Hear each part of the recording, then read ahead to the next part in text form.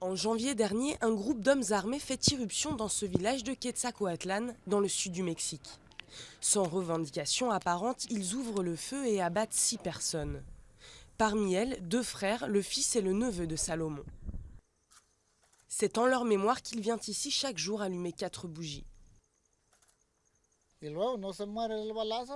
Mon fils n'est pas mort de ses blessures par balle. Alors ils lui ont tranché la gorge. Après l'avoir tué, ils ont tué mon frère, puis mon neveu, là-bas, dans la maison de ma sœur.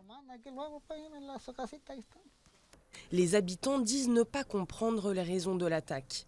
Dans cette région, foyer de la culture du pavot et théâtre de guerre de territoire entre cartels, la loi du silence s'impose. Terrifiés par la fusillade, ils ont fui vers la ville la plus proche. Salomon est revenu quelques mois plus tard avec d'autres villageois sous la surveillance de la police. Mais le village reste quasiment désert. Cette histoire est celle de milliers d'autres personnes au Mexique. Ce sont les déplacés forcés. El patrón de estos desplazamientos ha sido el mismo. La agresión, el accionar. Le schéma de ces déplacés est le même, l'agression de la part de groupes criminels organisés contre la population.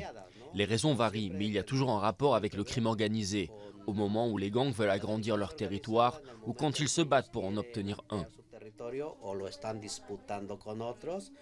Selon la Commission nationale du Mexique pour les droits de l'homme, 35 000 personnes pourraient être déplacées sur le territoire.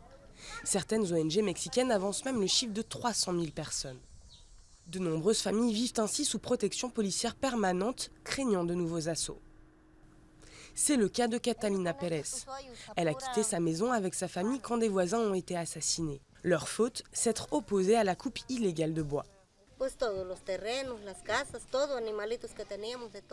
On a quitté nos terres, nos maisons, nos animaux, on a tout laissé derrière nous. Tout est resté là-bas. Comme on est parti précipitamment, on n'a pas pris de vêtements, rien. On a marché jusqu'ici avec les vêtements qu'on avait sur nous ce jour-là. Elle vit désormais avec ses enfants et petits-enfants sur un terrain fourni par les autorités locales. Sans accès à l'eau potable et dans des conditions précaires, la famille a quand même décidé de faire de cet endroit son nouveau foyer et de ne jamais revenir dans son village d'origine.